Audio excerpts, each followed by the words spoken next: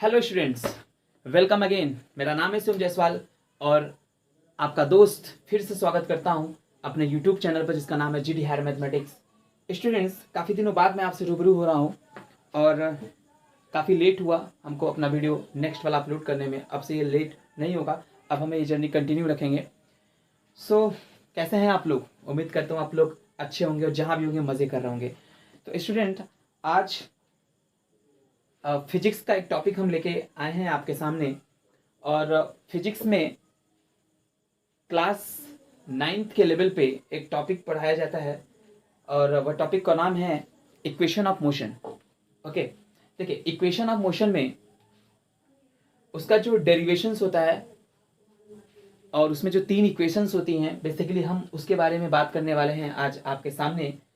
तो देखिए डेरिवेशन जो होता है बेसिकली इक्वेशन ऑफ मोशन का 2 तरीके से निकाला जाता है। एक होता है अलजेब्रिक मेथड और दूसरा जो होता है वो आपका होता है ग्राफिकल मेथड। तो बच्चों, आज हम लेके आए हैं आपके सामने ग्राफिकल मेथड डेरिवेशन।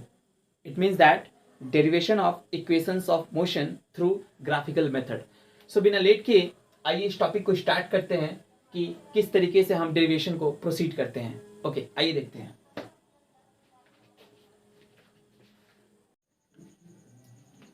तो चलिए स्टूडेंट, आइए हम बात करते हैं derivation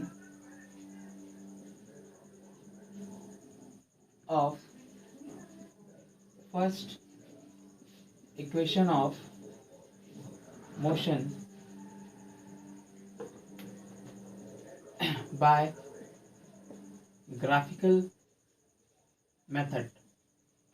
okay, derivation of first equation of motion by graphical method. तो मैं आपको पहले ये बता देता हूँ कि तीनों इक्वेशंस होती क्या हैं एंड देन उसका हम डेरिवेशन प्रोसीड करेंगे। ओके, मैं यहाँ पे साइड में लिख रहा हूँ। देखिए, जो फर्स्ट इक्वेशन ऑफ मोशन होती है होता है v बराबर u plus A T. Second जो होती है होता है आपका s equal to U T plus half A T square. Third equation of motion is v square minus U square is equal to 2as। So one by one हम यहाँ पे derive करेंगे। पहले first equation of motion, then second and after that third equation of motion. So हम start करते हैं आपका first equation of motion से derivation through graphical method. Okay, so आइए देखते हैं।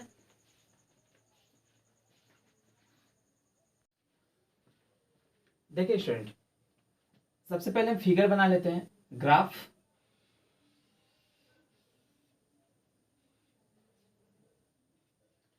ये आपका एक्स एक्सिस है,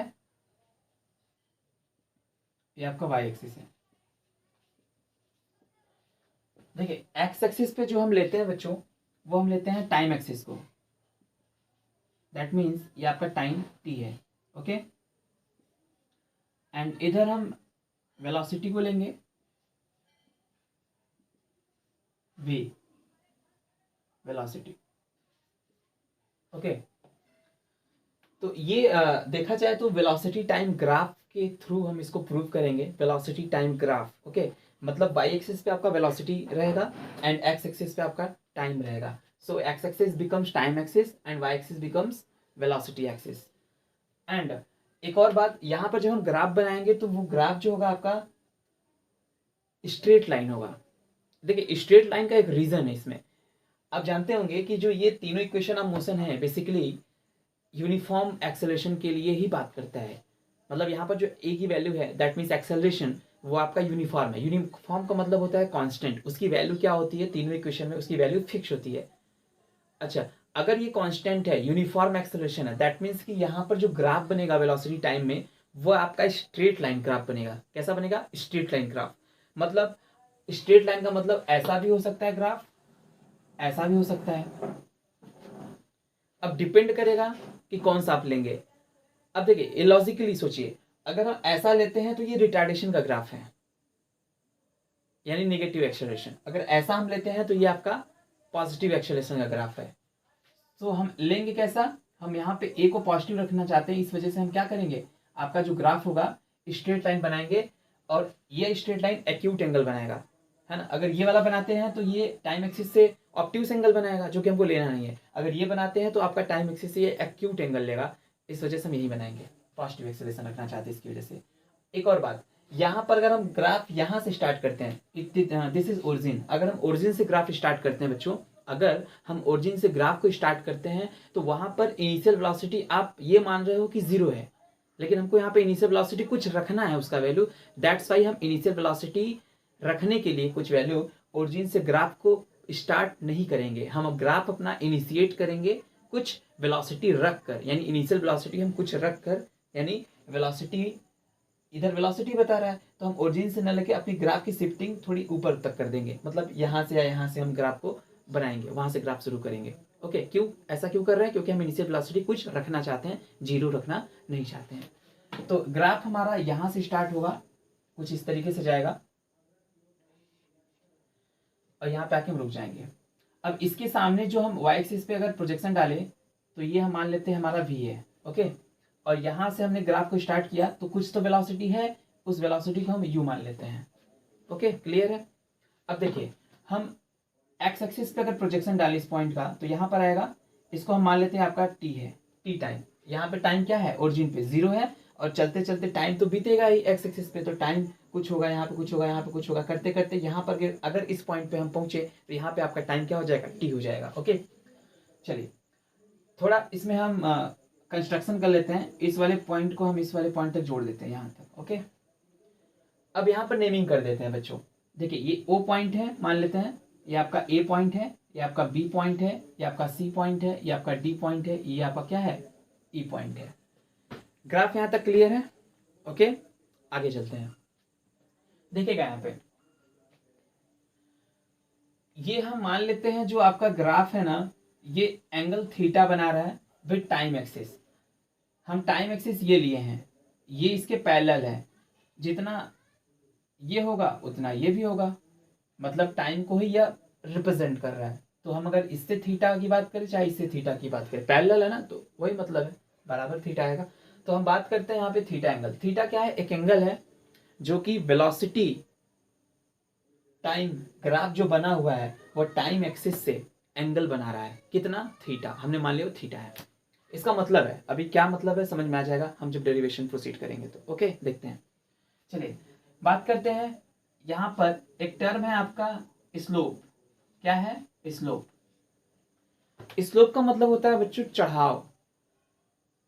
जैसे देखिएगा यहाँ पे, ये मेरा हाथ है ना, पाम। अब मैं क्या कर रहा हूँ, यहाँ पे अपने हाथ को थोड़ा सा इधर से समझिएगा, ठीक है, ये बेस है उसका। अब मैं थोड़ा सा इसको उठा रहा हूँ, तो मैं क्या कर रहा हूँ, एक तरीके से एंगल क्रिएट हो रहा है। देखिए, ये आपका यहाँ पे मार्कर, अब मैं अपने हाथ को ऐसे उठा रहा हूँ तो मार्कर से एक एंगल बना रहा है मेरा हाथ, है कि नहीं? तो ये कुछ एंगल बना रहा है, उसी एंगल को हमने थीटा बोला है। अब स्लोप लगातार बढ़ रहा है, लगातार चढ़ाई बढ़ रही है, स्लोप बढ़ने में लगातार उसकी चढ़ाई बढ़ रही है, स्लोप बढ़ रहा है, स्लोप बढ़ रहा है। यहाँ पे आएगा तो मैक्सिमम स्लोप। स्लोप मतलब चढ़ाई। ओके, तो स्लोप हम निकालना चाहते हैं, और स्लोप जो होता है बच्चों वो मैथ्स में tan थीटा के थ्रू निकलता है। ट्रिग्नोमेट्री की एक टर्मिनोलॉजी है tan sin cos, तो वहां से tan हमने उठाया है। tan क्या देता है आपको? फिजिक्स में स्लोप देता है। स्लोप के बारे में आइडिया देता है कि कितना आप इस वाले बेस से कितना आप उठे हो, यानी कितना थीटा आप बनाए हो, ये स्लोप बताता है। और यह मैथ्स की अगर बात करें तो स्लोप कौन डिफाइन करता है? आपका tan थीटा डिफाइन करता है। इस वजह से स्लोप की जगह हम क्या लिखेंगे? यहाँ पे tan थीटा लिखेंगे। क्लियर है? अब देखिएगा, ट्रिग्नोमेट्री का tan थीटा जो है वह बताता है कि tan रेशियो है। किसका रेशियो है? दो साइड्स का रेशियो है। tan theta gives us the ratio of two sides, और वो दोनों साइड्स है क्या? एक है परपेंडिकुलर साइड और एक है बेस वाली साइड। देखिएगा यहाँ ध्यान से, हम यहाँ पे बात कर रहे हैं ट्रायंगल ईबीसी की, ट्रायंगल ईबीसी की। ईबीसी ट्रायंगल में अगर tan थीटा निकाले तो tan थीटा का जो फॉर्मूला निकल के आता है वो होता है परपेंडिकुलर अपॉन बेस। क्या होता है? Perpendicular upon base. तो यहाँ पर जो परपेंडिकुलर है बच्चों वो है बीसी, एंड जो बेस है वो है आपका ईबी। परपेंडिकुलर क्या है? बीसी, और जो बेस है आपका वो क्या है? ईबी। तो यहां से क्या हो जाएगा? BC upon EB. क्लियर है? अब देखिए, tan थीटा स्लोप हो गया। अब इसका जो स्लोप होता है बच्चों वो हमको देता है, वेलोसिटी टाइम का जो स्लोप होता है ग्राफ का वो हमको क्या देता है? वो हमको देता है एक्सेलरेशन, यानी ए। एक्सेलरेशन को हम ए से रिप्रेजेंट करते हैं। ओके, ए देता है, तो हम लिख सकते हैं A equal to B C upon E B.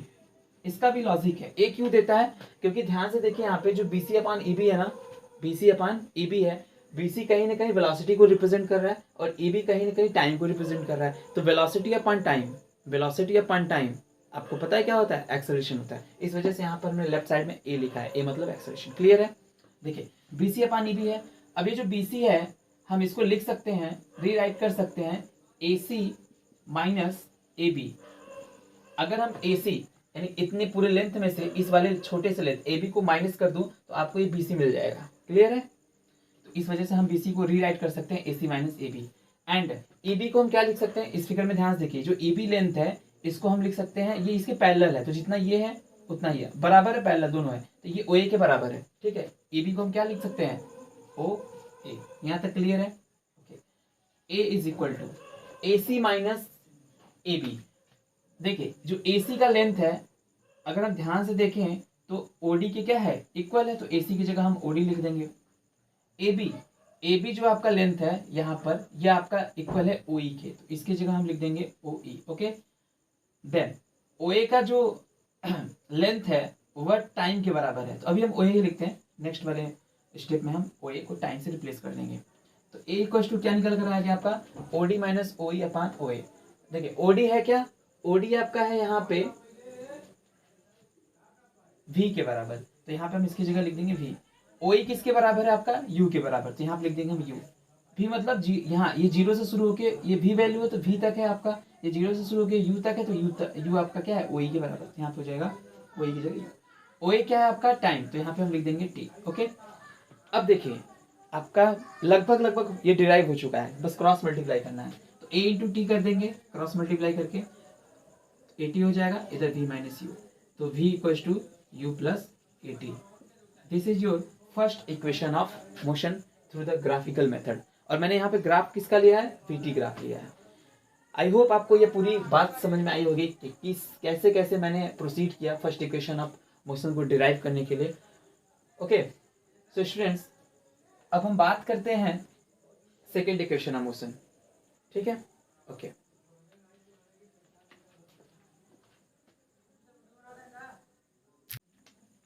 सो आइए स्टूडेंट, बात करते हैं हम सेकेंड इक्वेशन ऑफ मोशन की। तो यहाँ पे आपका टॉपिक का नेम चेंज हो जाएगा, heading derivation of second equation of motion by graphical method. Okay, देखिए अगर हम बात करें सेकेंड इक्वेशन ऑफ मोशन की तो आपको क्या डिराइव करना है, मैंने यहाँ पे साइड में लिखा हुआ है S equal to UT plus half A T square. आपको डिराइव करना है यहाँ पे S equal to UT plus half A T square. S यहाँ पे डिस्प्लेसमेंट को रिप्रेजेंट कर रहा है, U मतलब इनिशियल वेलोसिटी, T मतलब टाइम, A मतलब uniform acceleration and T against time.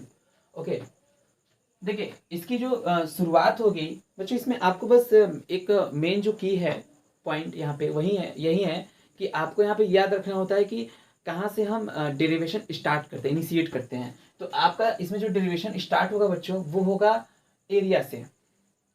किससे होगा, एरिया से।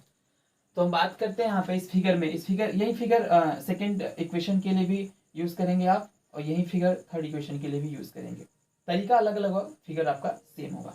तो अगर हम बात करें एरिया किसकी लेना है, ध्यान देखिए, एरिया ऑफ ट्रेपीजियम। इस फिगर में अगर आप ध्यान से देखेंगे तो आपको एक फिगर दिखेगा जो कि एक ट्रेपीजियम है। फिगर है आपका EOAC।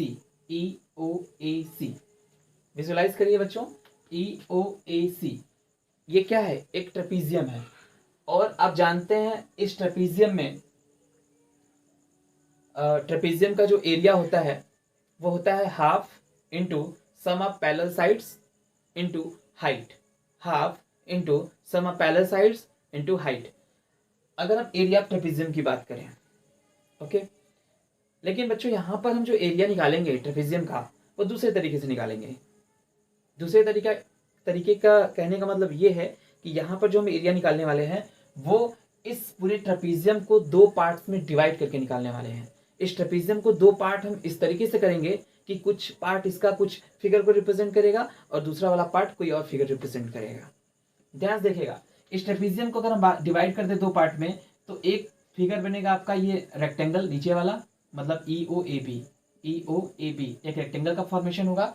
और इसके जस्ट ऊपर आप देखेंगे ध्यान से तो एक ट्रायंगल बन रहा है जो कि ट्रायंगल CEB है। क्या है, ट्रायंगल CEB है। ओके, तो इस दो फिगर में इसको हम सब डिवाइड करके एरिया को निकालेंगे, एरिया ऑफ ट्रेपीजियम। क्लियर हुआ बात? ओके, तो एरिया ऑफ ट्रेपीजियम यहाँ पे क्या हो जाएगा, area of trapezium is equal to area of rectangle E O A B plus area of triangle E B C. Okay, अब देखिए ध्यान से देखिए, यहां पर एरिया ऑफ ट्रेपीजियम जो है बच्चों, और ये वेलोसिटी टाइम ग्राफ है, तो वेलोसिटी टाइम ग्राफ में जो एरिया होता है, वेलोसिटी टाइम ग्राफ का जो एरिया आपको देता है रिजल्ट, वह डिस्प्लेसमेंट देता है। क्या देता है? डिस्प्लेसमेंट। उसका भी लॉजिक है, क्यों डिस्प्लेसमेंट देता है? डिस्प्लेसमेंट देता इसलिए है क्योंकि इस ग्राफ को जब आप सॉल्व करोगे तो इसका जो एरिया निकल के आएगा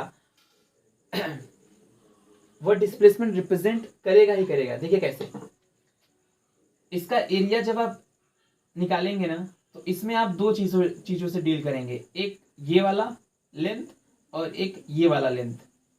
समझिएगा, एक ये वाला लेंथ और एक ये वाला लेंथ। ये टाइम है, ये वेलोसिटी है, ये टाइम है, ये वेलोसिटी है, और टाइम और वेलोसिटी का इसमें प्रोडक्ट होगा। इस डेरिवेशन में टाइम और वेलोसिटी का क्या होगा? प्रोडक्ट होगा। और टाइम और वेलोसिटी का जो प्रोडक्ट होता है वो आपका क्या होता है? डिस्प्लेसमेंट होता है। That's why area of the VT graph always gives us displacement S। Okay, so आइए प्रोसीड करते हैं आगे। यहाँ पे डिस्प्लेसमेंट को हम S से रिप्रेजेंट करेंगे, तो एरिया की जगह हम S लिख देंगे। एरिया ऑफ रेक्टेंगल EOAB, ये आपका रेक्टेंगल है, और रेक्टेंगल का जो एरिया होता है बच्चों वो होता है लेंथ इनटू ब्रेथ। क्या होता है? Length into breadth. तो यहाँ पर लेंथ का काम कौन कर रहा है? OA, और ब्रेथ का काम कर रहा है आपका OE। Plus area of triangle ABC की बात करें, ABC, तो यहाँ पर एरिया ऑफ ट्रायंगल आप जानते हैं क्या होता है? Half into base into height, half into base. Base की जगह हम क्या लिखेंगे? AB, और हाइट की जगह क्या लिखेंगे? BC। यहाँ तक क्लियर है? बताइए। अच्छा, इसके बाद क्या होगा? S is equal to OA की जगह हम यहाँ पे यूज कर लेंगे T, इंटू OE की जगह हम यूज कर लेंगे यहाँ पे U, प्लस हाफ EB की जगह हम यूज कर लेंगे OA, अगेन OA आपका T है तो यहाँ पे हो जाएगा T, इंटू BC की जगह देखिए BC अगेन जैसे पिछले वाले में आपने किया था, BC को कन्वर्ट किया था आप AC माइनस AB में, AC माइनस AB। ओके, तो यहाँ से हो जाएगा S equal to UT plus half into T into AC minus AB। AC आपका OD के बराबर है, OD मतलब V। AB आपका OE के बराबर है, एंड OE का मतलब क्या है? U, तो यहाँ पे V माइनस U हो जाएगा। तो ये फॉर्मूला हो जाएगा आपका expression U S equal to UT plus half into T into, अब देखिए V माइनस U आपका AT के बराबर होगा। कैसे होगा? फर्स्ट इक्वेशन ऑफ मोशन से। फर्स्ट इक्वेशन ऑफ मोशन क्या कहता है? V equal to,